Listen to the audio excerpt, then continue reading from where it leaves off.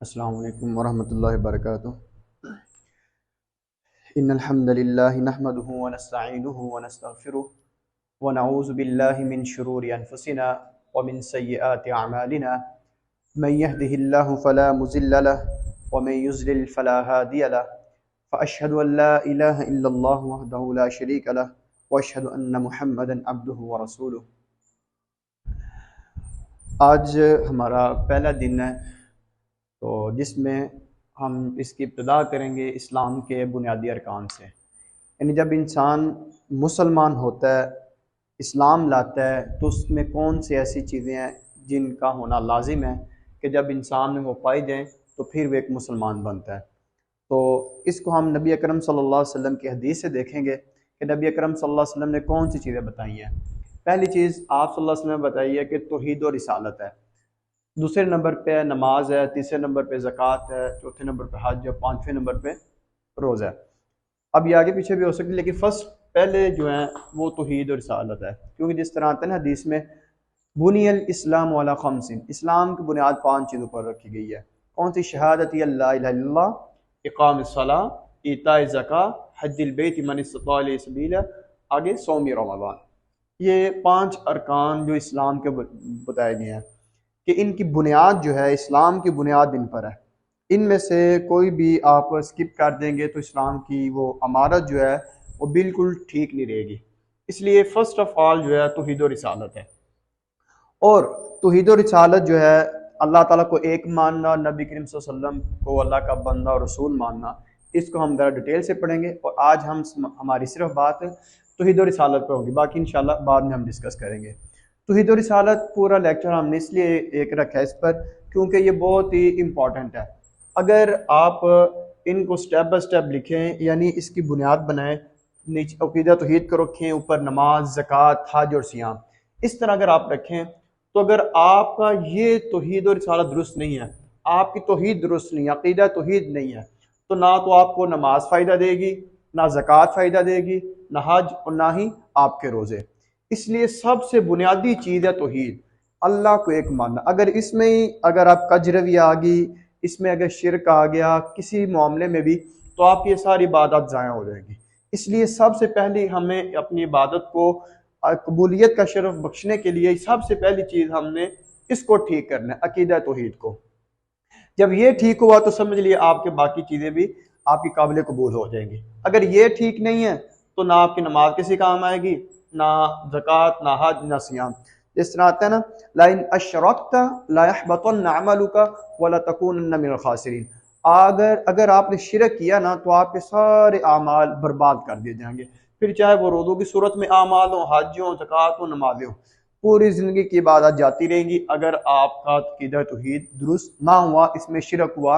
और शिरक भी ऐसे होते हैं कि हम जिन्हें शिरक समझ नहीं होते, हम समझते नहीं कि वो शिरक है, जबकि असल में वो होता है। इसलिए हम डिटेल से इस पर बात करेंगे। इसकी डिफाइन पहले आपने जो लिखने के लिए है वो सिर्फ आपने ये 5 लिख लेने हैं। उसके बाद अकीदा तौहीद की ये डिफाइन हमने लिखी है, तौहीद और रिसालत की ये भी आपने नोट करनी है। क्योंकि सबसे पहला रुकन अल्लाह वहदहु ला शरीक लह, यानी अल्लाह जो एक है उसका कोई शरीक नहीं, इसको तस्लीम करना। और साथ उसके रसूल अक़दस सल्लल्लाहु अलैहि वसल्लम को उसका बंदा और रसूल तस्लीम करना। ये अक़ीदा तौहीद और रिसालत की डिफ़ाइन है, इसकी तारीफ़ है। फिर देख लीजिए कि इस्लाम का पहला जो रुकन है वो अल्लाह को एक मानना, उसका कोई शरीक नहीं है, और मोहम्मद सल्लल्लाहु अलैहि वसल्लम को उसका बंदा और उसका रसूल मानना, जिस तरह आप दूसरे कलमे में पढ़ते हैं। इसमें 2 चीज़ें अकीदा तौहीद और रिसालत में, एक तो नफ़ी हो रही है, नफ़ी यानी माइनस हो रही है एक चीज़, और दूसरी एक चीज़ साबित हो रही है, इस बात। कौन सी चीज़? जिस तरह ये लिखा है, अशहदु अल्ला इलाहा इल्लल्लाह व अशहदु अन्ना मुहम्मदन अब्दुहु व रसूलुहु। अब इस कलमे में 2 चीज़ें हैं, एक नफ़ी और एक इस बात है। नफ़ी किस चीज़ की? कि मैं गवाही देता हूँ कि अल्लाह के अलावा कोई माबूद नहीं है, इस चीज़ की नफ़ी हो गई है। और इस बात किस चीज़ का? इल्लल्लाह, हाँ एक ज़ात है, वो सिर्फ अल्लाह की है, यानी अल्लाह के अलावा कोई माबूद नहीं है। मैं गवाही देता हूँ नहीं है कोई माबूद मगर अल्लाह ही।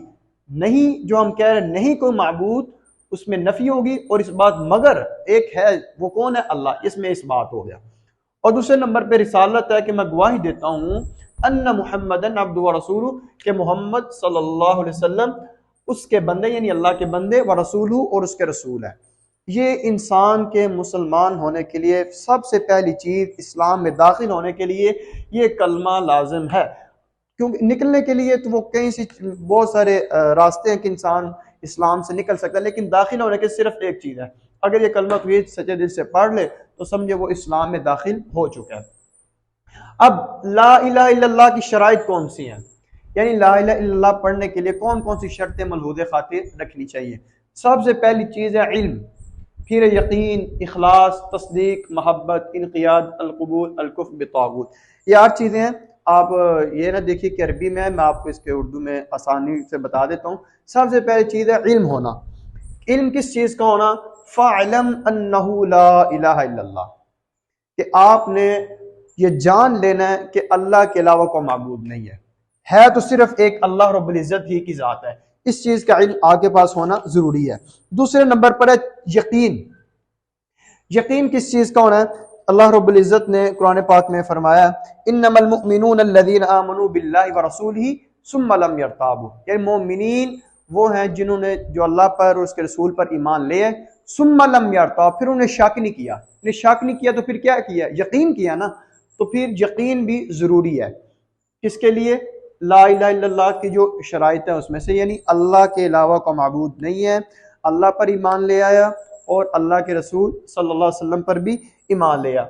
इसके मुतालिक हदीस भी है, इल्म से रिलेटेड हदीस है। नबी अकरम सल्लल्लाहु अलैहि वसल्लम ने फरमाया, जो शख्स इस हालत में फौत हुआ और वो जानता हुआ और उसने ये गवाही दी कि अल्लाह के अलावा कोई माबूद नहीं है और मोहम्मद सल्लल्लाहु के रसूल है, आप सल्लल्लाहु अलैहि वसल्लम ने फरमाया दाखिल अल जन्नह, वो जन्नत में दाखिल हो जाएगा। इसलिए इस चीज़ का इल्म होना ज़रूरी है। और यकीन से रिलेटेड भी नबी अकरम सल्लल्लाहु अलैहि वसल्लम ने फरमाया, जिस शख्स ने यकीन के साथ गवाही दी कि अल्लाह के अलावा कोई माबूद नहीं है और मोहम्मद सल्लल्लाहु अलैहि वसल्लम अल्लाह के बंदे और रसूल है, जिसने ये यकीन के साथ गवाही दी वो भी जन्नत में दाखिल हो जाएगा। अब तीसरे नंबर पे चीज़ है इखलास, खालिस होना। ये कुरान पाक में भी है, वमा उमिरू इल्ला लियअबुदुल्लाह मुखलिसीन लहुद्दीन, कि तुमने अल्लाह की इबादत करनी है तो खालिस होकर करनी है, उसमें कोई रियाकारी ना हो। क्योंकि रियाकारी में एक हदीस आती है कि रियाकारी होता है लोगों को दिखाना, तो रियाकारी को शिरक असगर कहा गया है, यानी ये छोटा शिरक रियाकारी ये शामिल होता है, शिरक की किस्मों में आ जाता है। इसलिए शिरक नहीं होना चाहिए, इखलास होना चाहिए कि जो भी इबादत करे, नमाज है, कुछ भी है, किसी को दिखाने के लिए, सिर्फ खालिस अल्लाह रब्बुल इज़्ज़त की रिजा के लिए आपने नमाज ही पढ़नी है। तो जब इखलास होगा तो इसके मुतालिक भी नबी अकरम सल्लल्लाहु अलैहि वसल्लम ने फरमाया, जिसने इखलास के साथ ये कलमा तौहीद पढ़ा, क़यामत वाले दिन उसे मेरी शफाअत भी नसीब हो जाएगी। अब चौथे नंबर पे है तस्दीक, किसी बात को तस्दीक करना, वेरीफाई करना। वेरीफाई किस एतबार से करना? कि अल्लाह के अलावा को माबूद नहीं और मोहम्मद सल्लल्लाहु अलैहि वसल्लम अल्लाह के बंदे और रसूल हैं। अब ये भी तस्दीक करना लाजमी है, यानी दिल और जान से आपने तस्दीक करना, मानना कि वाक़तन ऐसी कोई ज़ात नहीं है जो अल्लाह वाले काम कर सके, जिसमें जो अल्लाह में सिफात पाई जाती है वो किसी और में पाएगी। ये तस्दीक करना कि सिर्फ अल्लाह ही की ज़ात है। तो इसके मुतालिक भी नबी अकरम सल्लल्लाहु अलैहि वसल्लम मा मिन अहदिन यशहदु अल्ला इलाहा इल्लल्लाह व अन्ना मुहम्मदन रसूलुल्लाह सिदक़न मिन क़ल्बिही इल्ला हर्रमहुल्लाहु अलन नार, जिसने सच्चे दिल से ये कह दिया कि अल्लाह के अलावा मबूद नहीं और मोहम्मद सल्लल्लाहु के रसूल है, अब अल्लाह ताला उस पर जहन्नुम की आग को हराम कर देते हैं। अब आ गया 5वें नंबर पे मोहब्बत, अल महब्बा। मोहब्बत होनी चाहिए कि अल्लाह से मोहब्बत सबसे फर्स्ट लेवल पे होनी चाहिए, सरे फरिस्त होनी चाहिए। क्योंकि अल्लाह रब्बुल इज़्ज़त ने फरमाया वल्लज़ीना आमनू अशद्दु हुब्बन लिल्लाह, ईमान वाले जो हैं वो अल्लाह की मोहब्बत में ज़्यादा होते हैं, सख्त होते हैं। यानी उनकी तरजीहात में देखा जाए तो फर्स्ट ऑफ ऑल उनकी मोहब्बत अल्लाह से होती है। मोहब्बत के स्टेप्स होते हैं, लेकिन पहले अल्लाह का, उसके रसूल का, फिर वालिदैन, असातिज़ा का, जो भी है, बीवी बच्चों का बाद में आएंगे, लेकिन पहला नंबर वो किसको देते हैं? वो अल्लाह को देते हैं। इसलिए आपने भी मोहब्बत जब अल्लाह की होगी तो फिर आप सारे कामों को पीछे छोड़ के, क्योंकि जिससे मोहब्बत की जाती है फिर उसकी इताअत भी की जाती है। उसकी नाराज़ी से बंदा डरता है कहीं ये नाराज़ ना हो जाए, फिर उसकी हर बात को फॉलो करता है, मानता भी है। इसलिए जब अल्लाह की मोहब्बत होगी ना सबसे ज़्यादा भी, तो फिर हम अल्लाह की किसी बात को ठुकराएंगे नहीं, नाफरमानी नहीं करेंगे, गुनाह की तरफ नहीं जाएंगे, बल्कि अल्लाह की इताअत ही करेंगे, क्योंकि हमें, हमारे पास अल्लाह की मोहब्बत होगी। अब आगे छठे नंबर पर इनक़ियाद, मुती होना, किसी का फर्मा बरदार होना। तो अल्लाह रब्बुल इज़्ज़त का फर्मा बरदार होना, जिस तरह सूरह लुक़मान में है, वमन युस्लिम वजहहू लिल्लाहि व हुवा मुहसिनुन, जिस शख्स ने अपने आप को मुती कर दिया अल्लाह के लिए, अपने चेहरे को झुका लिया अल्लाह के सामने, इस हाल में कि वो नेकी करने वाला भी है, मुहसिन भी है। तो अल्लाह रब्बुल इज़्ज़त ने उसके मुतालिक फरमाया फ़क़द इस्तमसका बिल उर्वतिल वुस्क़ा, उसने मजबूती से मजबूत कड़े को थाम लिया, यानी इस्लाम का जो मजबूत कड़ा है उसने थाम लिया। किसने? अल इनक़ियाद कहते हैं मुती होना, फरमा बरदार होना। अब आगे अल कबूल, 7वें नंबर पे कबूल करना, यानी कबूल से मुराद यह है कि अल्लाह रब्बुल इज़्ज़त को कबूल करना और अल्लाह के अलावा जितने भी माबूदान बातिल हैं सबकी नफी करना। क्योंकि जिस तरह कुरान पाक में है, जब कुफार को कहा जाता था ना, इन्नम इज़ा क़ील लहुम ला इलाहा इल्लल्लाह यस्तकबिरून, जब उनसे कहा जाता कि आप कहिए कि अल्लाह के अलावा कोई माबूद नहीं है, तो वो क्या करते थे? कहते हैं यस्तकबिरून, वो तकब्बुर कर लेते थे, इनकार कर लेते थे। लेकिन जो इनकार नहीं करता, इनकार का जो ऑपोजिट है वो क्या है? कबूल करना है, तो वो फिर कबूल कर लेगा।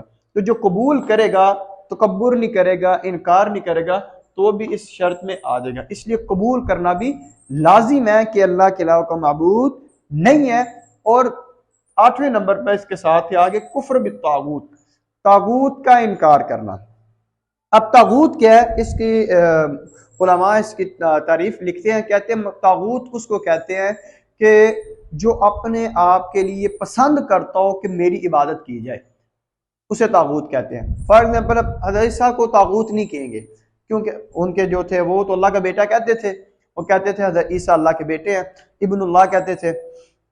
जबकि हज़रत ईसा क्या कहते हैं? इन्नी अब्दुल्लाह, मैं अल्लाह का बेटा हूँ और मैं अल्लाह का बंदा हूँ, मैं अल्लाह का बेटा नहीं हूँ। तो जब हज़रत ईसा ने कह दिया, फिर वो राजी नहीं थे कि मेरी इबादत की जाए, वो चाहते थे कि अल्लाह की इबादत करें। कहते थे इन्नल्लाह रब्बी व रब्बुकुम, अल्लाह मेरा भी रब है, अल्लाह तुम्हारा भी रब है, फ़अबुदूहु, लिहाजा तुम उसी की इबादत करो, हाज़ा सिरातुम मुस्तकीम, यही सीधी राह है। यानी हज़रत ईसा ने अपने पसंद से तागूत में, तागूत फिर कौन है? फिर वो शैतान है। तुम्हें शैतान चाहता है कि आप मेरी इबादत करो, शैतान चाहता है कि आप मेरी पैरवी करो, वो तो आपको गुनाह की तरफ लेकर जाना चाहता है, इसलिए उसका इनकार करना है। जिस तरह कुरान पाक की आयत भी है ना, जिसमें अल्लाह रब्बुल इज़्ज़त फरमाते हैं वलक़द बअसना फ़ी कुल्लि उम्मतिर रसूला अन यअबुदुल्लाह वज्तनिबुत तागूत, हमने हर उम्मत में एक जो रसूल भेजा ना, उसको हमने एक बात की ताकीद की है। वो कौन सी है? कि अन यअबुदुल्लाह वज्तनिबुत तागूत, कि तुमने अल्लाह की इबादत करनी है और तागूत की पूजा से, इसकी परस्तिश से आपने बचना है। अब ये 8 चीजें थी जो ला इलाहा इल्लल्लाह के लिए शुरूत थी। इसमें सिर्फ आपने नाम लिखने हैं, डिटेल इसलिए बताइए ताकि आपको समझ आ जाए, ये ना कहें कि अरबी में लिखा हुआ समझ नहीं आई। पहले इल्म होना, यकीन होना, इखलास होना, तस्दीक करना, वेरीफाई करना, मोहब्बत, इनकियाद इसे कहते हैं, मुती होना, फरमा बरदार होना। अब इसी तरह कबूल, कुफ्र बित्तागूत, अब इसे आप उर्दू में भी लिख सकते हैं और ये 8 चीज़ों के नाम लिखनी है। अब आ गया तौहीद के अक़साम, क्योंकि हम तौहीद पढ़ रहे हैं। 3 अक़साम इसकी की जाती हैं, तौहीद रुबूबियत, तौहीद उलूहियत और तौहीद अस्मा व सिफ़ात। पहली रुबूबियत, ये तीनों की डिफाइंस आपने लिखनी है, सिर्फ डिफाइन लिखनी है, आयात लिखने की ज़रूरत नहीं है। ये आपको ग्रुप में भेज दी जाएंगी, तो उसमें आप इराब के साथ आपको भेज दी जाएगी, फिर आप लिख सकते हैं। रुबूबियत की तारीफ क्या है? अदम से किसी चीज़ को वजूद में लाना, यानी अदम कहते हैं जो है ही नहीं चीज़, किसी चीज़ को वजूद में लाना। तो अदम से किसी चीज़ को वजूद में कौन ला सकता है? वो सिर्फ एक अल्लाह की ज़ात है। कोई भी ऐसा नहीं है कि किसी चीज़ को, जो चीज़ पहले मौजूद ही ना हो तो उसको ले आए, वो सिर्फ अल्लाह। तो इसमें फिर आ जाएगा खालिक, आ जाएगा मालिक, आ जाएगा राज़िक, आ जाएगा, यानी वो खालिक कौन है? पैदा करने वाला ही अल्लाह है, रिज़्क़ देने वाला भी अल्लाह है। क्योंकि जिस तरह कुरान पाक में भी है, या अय्युहन नासु उबुदू रब्बकुमुल्लज़ी खलक़कुम, ए लोगो तुम अपने रब की इबादत करो जिसने तुम्हें पैदा किया, वल्लज़ीना मिन क़ब्लिकुम, और उनको भी पैदा किया, मिन क़ब्लिकुम जो तुमसे पहले थे। क्यों? लअल्लकुम तत्तकून, ताकि तुम मुत्तकीन बन जाओ, डरने वाले बन जाओ। ये अल्लाह रब्बुल इज़्ज़त ने हुक्म भी दिया। यहाँ पर या अय्युहल्लज़ीना आमनू नहीं कहा, या अय्युहर रसूल, या अय्युहन नबी नहीं फरमाया, बल्कि आम लोगों को खिताब किया, चाहे वो मुसलमान, काफिर है, जो भी है, सबको हुक्म दिया, इन्नास, ए लोगो तुम अपने रब की इबादत करो। रब कौन है? फिर अगर आपसे पूछा जाए अपने रब का तारुफ करवाएं, इंट्रोडक्शन करवाएं, क्या आप करवाएंगे, क्या आपका रब है? कोई गैर मुस्लिम नॉन मुस्लिम पूछ ले आपसे, तो उस वक्त कहेंगे मेरा रब वो है जिसने तुम्हें भी पैदा किया है, तुमसे पहले लोगों को भी पैदा किया है। अब जिस तरह कुफार से भी, वो तो अल्लाह ताला को एक इलाह नहीं थे मानते, उन्होंने माबूद बनाए हुए थे जो बुत वगैरह थे। तो अल्लाह फरमाते हैं वाला इंसान तुम, अगर आप इनसे पूछिए ना, मन खलक अस्समावाति वल अर्द, जमीनों आसमान को किसने पैदा किया, ला यक़ूलुन्नल्लाह, तो वो इतना जरूर मानते कि इसको अल्लाह ने पैदा किया, लेकिन इबादत में वो शिरक करते थे। वो इंशाल्लाह दूसरी किस्म में आ जाएगा। इस तरह इसके बारे में सूरत यूनुस का पूरा रुकू है, बहुत ज़बरदस्त है तौहीद रुबूबियत के मुतालिक, जिसमें उन्हें बहुत अच्छी तरह बयान किया कि अल्लाह रब्बुल इज़्ज़त फरमाते हैं कि कुल मन यर्ज़ुकुकुम मिनस समाई वल अर्द, आप इनसे पूछिए कि कौन सी ऐसी ज़ात है जो तुम्हें आसमानों ज़मीनों से रिज़्क देता है, कौन सी ऐसी ज़ात है जो तुम्हें ज़मीनों आसमान में रिज़्क देता है? तो वो क्या कहेंगे, ला यक़ूलुन्नल्लाह, वो यही कहेंगे कि वो अल्लाह ही है जो रिज़्क देता है। कौन है जो जिंदों को मारता है, मुर्दों को जिंदा करता है, वो कौन सी ज़ात है? वो भी तस्लीम करेंगे कि वो अल्लाह की ज़ात है। फिर अल्लाह ताला ने आगे फरमाया कुल हल मिन शुरकाइकुम मन यहदी लिल हक, तुम्हारे शरीकों में से कोई ऐसा है जो हक की तरफ रहनुमाई करता हो, हक की तरफ तुम्हें बुलाता हो? कुलिल्लाह, वो तो कहेंगे सिर्फ वो अल्लाह ही है, वो अल्लाह ही दे सकता है। यानी इतना तो वो मुशरिकीन जो थे कुफार, वो इतना तो वो भी तस्लीम करते थे। फिर अल्लाह ताला ने फरमाया अगर अल्लाह ही है जो हक की तरफ हदायत देता है, तो क्यों ना फिर अफमन यहदी इलल हक़्क़ि अहक़्क़ु अन युत्तबअ अम्मन ला यहदी इल्ला अन युहदा लहु, फिर क्यों ना तुम उसकी इबादत करो, फिर तो ज्यादा उसका हक बनता है जो हदायत देता है, ना कि उसका हक बनता है जिसे खुद हदायत की जरूरत होती है, जिसे खुद हदायत दी गई होती है। हम उसकी पैरवी तो नहीं कर सकते, हम पैरवी उसकी करेंगे जो हदायत देता है। अब इसी तरह आगे तौहीद उलूहियत, तमाम किस्म की इबादत अल्लाह ही के लिए बजा लाना, जितनी भी इबादत हैं वो सिर्फ अल्लाह के लिए है, अल्लाह के अलावा कोई माबूद नहीं, चाहे वो नमाज रोज़ा हज ज़कात जितने भी माबूद कहते हैं जिसकी इबादत की जाए, तो तमाम किस्म उलूहियत ये इलाह से निकला है। तो इसका मतलब माबूद होना यानी माबूद सिर्फ अल्लाह है, तमाम किस्म की इबादत भी अल्लाह के लिए है। जिस तरह आता है ना कुल इन्ना सलाती व नुसुकी व महयाया व ममाती लिल्लाहि रब्बिल आलमीन, कह दीजिए यकीनन मेरी नमाज, मेरी कुर्बानी, मेरा जीना, मेरा मरना लिल्लाहि रब्बिल आलमीन, वो रब्बुल आलमीन के लिए है, उस एक अल्लाह ही के लिए है। अब इसमें कितनी चीजें आई हैं कि हम नमाज पढ़ते हैं वो भी अल्लाह के लिए, कुर्बानी करते हैं वो भी, ये नहीं कि हम नमाज पढ़ रहे हैं लोगों को दिखाने के लिए पढ़ रहे हैं, कुर्बानी कर रहे हैं तो एक दूसरे कंपटीशन लगाया हुआ है कि हमारा जानवर अच्छा है, महंगा है, खूबसूरत है। नो, उनका मतलब नजर क्या होता है कि अल्लाह को राजी कर रहा है। कुर्बानी भी अल्लाह की, जी रहे हैं तो अल्लाह के लिए जी रहे हैं, मरेंगे तो अल्लाह के लिए मरेंगे। ये नहीं होगा कि मैं किसी के लिए मर रहा हूँ, खुदकुशी का सुसाइड कर रहा हूँ, इस तरह नहीं होगा। जिएंगे तो अपनी जिंदगी अल्लाह और इसके रसूल के लिए, मरेंगे तो भी अल्लाह के हुक्म से मरेंगे, अल्लाह की फरमा बरदारी में। जिस तरह नबी करीम सल्लल्लाहु अलैहि वसल्लम दुआ भी किया करते, अल्लाहुम्मा अहयैतहु मिन्ना फ़अहयि अल-इस्लाम, कि जब अल्लाह जब तक तो हमें जिंदा रखना है तो हमें इस्लाम पर जिंदा रखना है, वमन तवफ़्फ़ैतहु मिन्ना फ़तवफ़्फ़हु अलल ईमान, और जब हमारी वफात का वक्त है तो फिर हमें ईमान की हालत में फौत करना। ये भी एक दुआ भी थी। अब उलूहियत में आता है कि इबादत करना, हम सूरह फातिहा जो नमाज की हरकत में पढ़ते हैं, इय्याका नअबुदु व इय्याका नस्तईन, खास तेरी ही हम इबादत करते हैं और खास तुझ ही से हम मदद तलब करते हैं। अब जब इय्याका लगा दें कि खास, हम जब सारे माबूदाने बातिल की नफी होगी कि हम तेरे अलावा किसी की इबादत नहीं करते, व इय्याका नस्तईन, और खास तुझ ही से मदद तलब करते हैं। यानी मा फौकल असबाब जो है, यानी जो इंसान, अब इधर से ये मैंने एक नंबर नीचे दिया है, जो आता है कुछ सवाल करते हैं कि हम तो इंसानों से मदद ले सकते हैं कि फुला मेरा काम कर दो, इस तरह कर दो, वो मुआवनत, वो ठीक है, वो तो अल्लाह ने खुद फरमाया व ताअवनु अलल बिर्रि वत तक़वा, नेकी और तकवा कामों में एक दूसरे की मदद करो, वला ताअवनु अलल इस्मि वल उद्वान, लेकिन गुनाह और ज्यादती वाले कामों में किसी की मदद ना करो। अब इधर मदद से मुराद दी है कि जो भी हमारी मदद हमने जो तलब करनी है, मा फौकल असबाब है, वो हमने अल्लाह से मदद। फॉर एग्जाम्पल इसकी मिसाल है, हमें बारिश चाहिए, बारिश कौन बरसाने वाला है, कौन बारिश भेजता, अल्लाह भेजता है ना। तो अल्लाह ताला ने ड्यूटी किसकी लगाई है, फरिश्तों की लगाई है। तो हम क्या बारिश मांगनी हो फरिश्तों से मांगेंगे? नहीं, किससे मांगेंगे? उनकी ड्यूटी है वो, लेकिन मांगे किससे? अल्लाह से मांगेंगे। इसलिए जो चीज हमने मांगनी है, मदद मांगनी है, हमने अल्लाह से मांगनी है। अल्लाह ताला आगे फिर वो जरिया इंसान बन सकता है आपके लिए, क्योंकि नबी करीम सल्लल्लाहु अलैहि वसल्लम की हदीस भी है ना कि अगर आपको एक जूते का एक तस्मा भी मांगना हो ना, वो भी तुम अल्लाह से मांगो, लोगों के आगे हाथ ना फैलाओ। इसलिए हमें जूते का तस्मा मांगो, इतनी यानी उसकी इतनी वैल्यू नहीं फरमाया, इतनी वैल्यू वाली चीज नहीं है, वो भी तुम्हें चाहे तो वो भी तुमने अल्लाह से मांगनी है।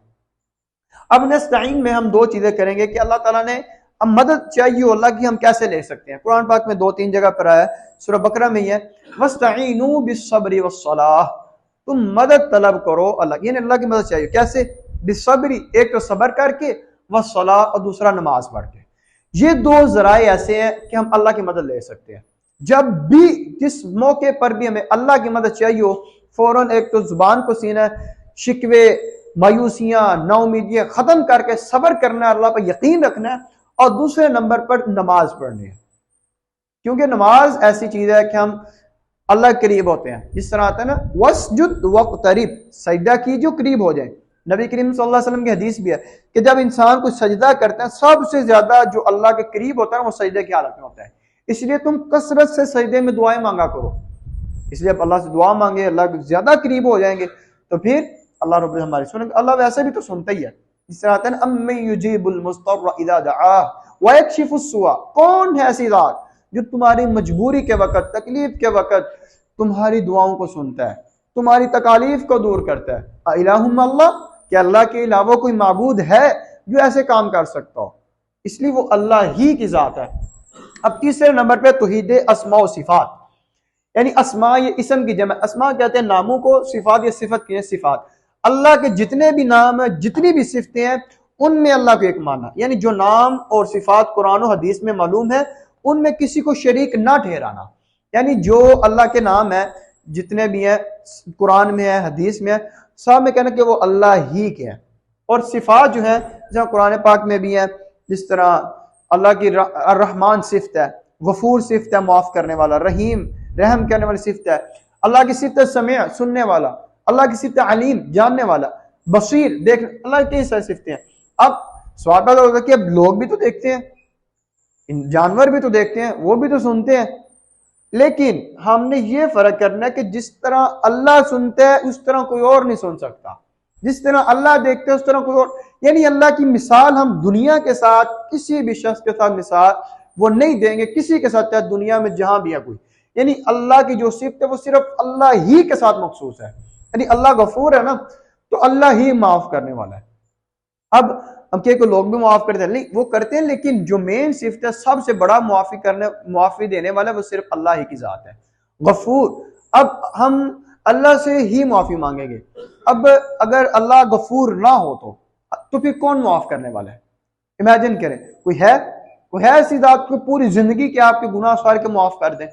नहीं है वो तो। अल्लाह फरमाता है, या इबादियल्लज़ीना असरफू अला अनफुसिहिम ला तक़नतू मिन रहमतिल्लाह, ऐ मेरे बंदो जिन्होंने अपनी जानों पर जुल्म कर लिया, पूरी जिंदगी आपने गुनाहों में गुजार ली है, ला तक़नतू मिन रहमतिल्लाह, अल्लाह की रहमत से मायूस ना होना, इन्नल्लाह यग़फ़िरु ज़ुनूब जमीआ, वो सारे गुनाहों को माफ कर देगा। अब देखो कौन किसकी सिफत है सारे गुनाहों को माफ, वो अल्लाह की है। इसलिए अल्लाह की सिफात में किसी को शरीक नहीं करना, चाहे सुनने वाले या जानने वाले, देखने, वो अल्लाह ही है। इसलिए ना उसमें कोई हम तहरीफ करेंगे, ना तातील करेंगे, ना ही तमसील, ना ही तकयीफ, जो भी है सारी सिफात जो है वो अल्लाह ही के लिए है।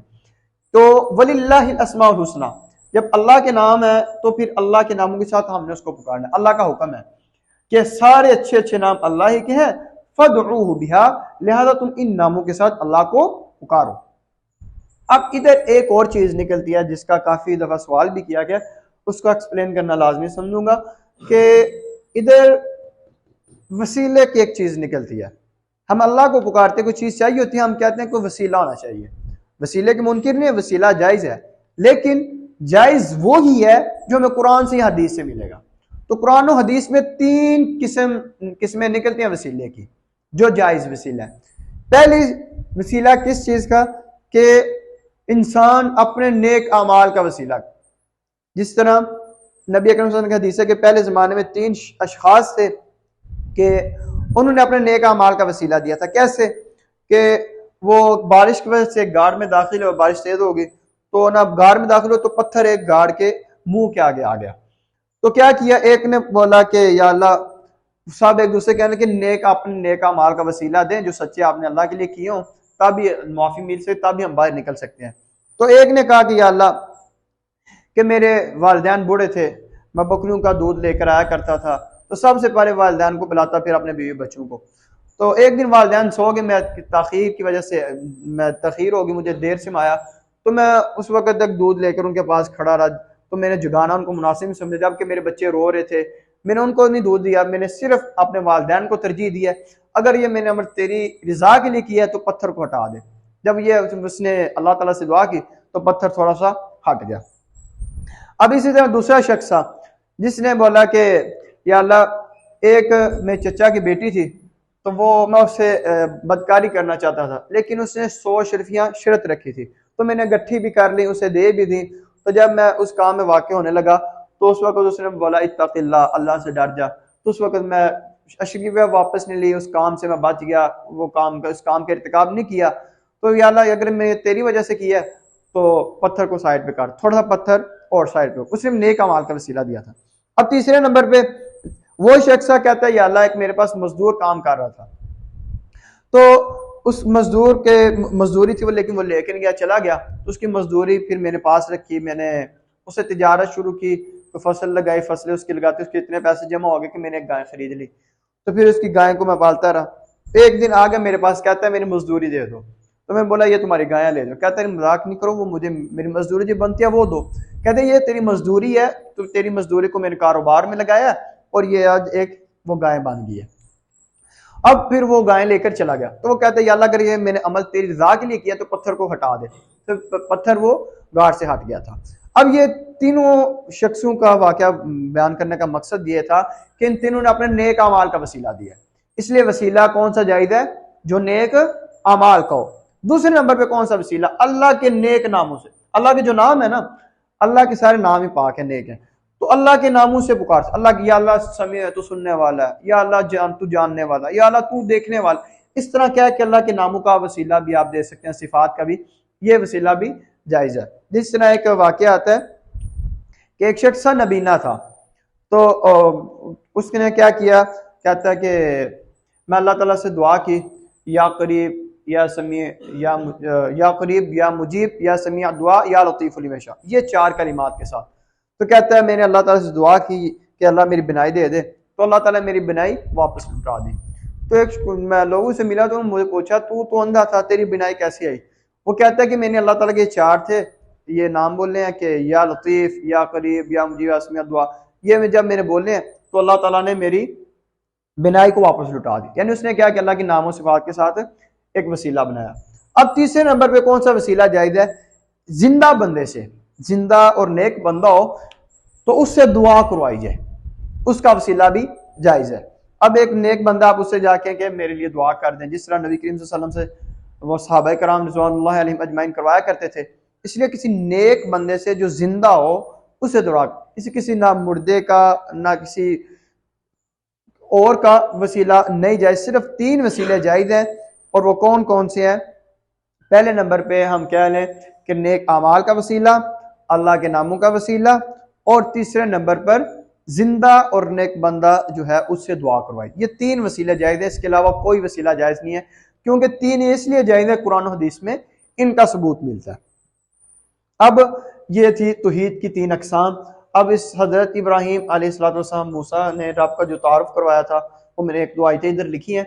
मेन चीज आप मैं बता देता हूँ, हज़रत इब्राहीम ने जब अपने रब का तारुफ कराया अपने लोगों को, कहते हैं ये मेरा रब हुआ वइज़ा मरिज़्तु फ़हुव यशफ़ीन, कि मैं जब बीमार होता हूँ ना तो वो मुझे शिफा देता है। आगे फरमाया मेरा रब हुआ है जिसने मुझे पैदा किया, फ़हुव यहदीन, वही मुझे हिदायत देता है।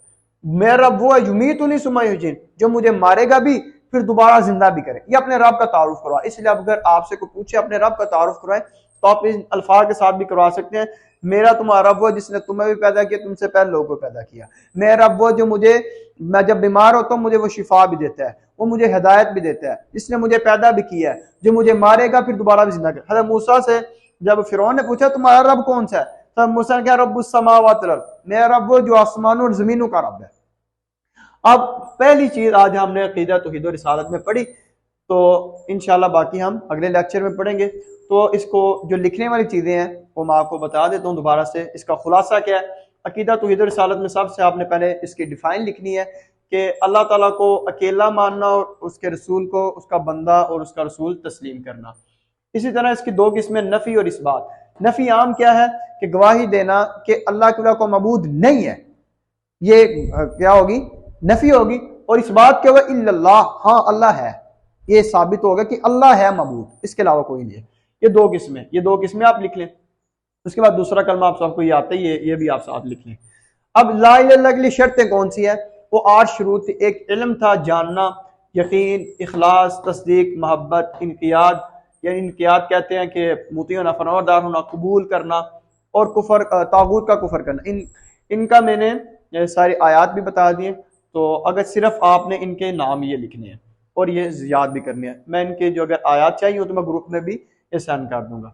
अब तौहीद की अक़साम है, इन तीनों की सिर्फ डिफाइन याद रखनी है, और इनकी जो एक एक आयात लिखी है इनके आपने सिर्फ ट्रांसलेशन वो लिखनी है। जिस तरह आप इसकी ट्रांसलेशन लिख सकते हैं तौहीद रुबूबियत में, ये इसकी डिफाइन लिखे कि ऐ लोगो तुम अपने रब की इबादत करो जिसने तुम्हें पैदा किया, तुमसे पहले लोगों को पैदा किया। ये आप लिख लें। उलूहियत में तमाम किस्म की बात अल्लाह के लिए बजा लाना, कि कह दी, इसका तर्जमा लिख लें कि मेरी नमाज, मेरी कुर्बानी, मेरा जीना, मेरा मरना अल्लाह के लिए है। ये इसके मिसाल के आगे इसका आज का तर्जमा लिख लें। और तीसरे नंबर अस्मा और सिफात में, ये जो कुरान और हदीस में सिफात मालूम है उनको तस्लीम करना, उनमें किसी को शरीक ना ठहराना। इसके आगे वलिल्लाहिल अस्माउल हुस्ना, इसका तर्जमा लिख लें, अल्लाह ही के लिए अच्छे अच्छे नाम है, लिहाजा तुम इसी के साथ पुकारो। ये 3 की आपने डिफाइन लिखनी है, और ये 8 अक़साम और इसकी तौहीद की जो तारीफ है। आज का लेक्चर इसी पर हम ख़त्म करते हैं, और अल्लाह ताला से दुआ है अल्लाह रब्बुल इज़्ज़त हम सब का हामी और नासिर हो। वमा तौफ़ीक़ी इल्ला बिल्लाह, अलैहि तवक्कलतु व इलैहि उनीब।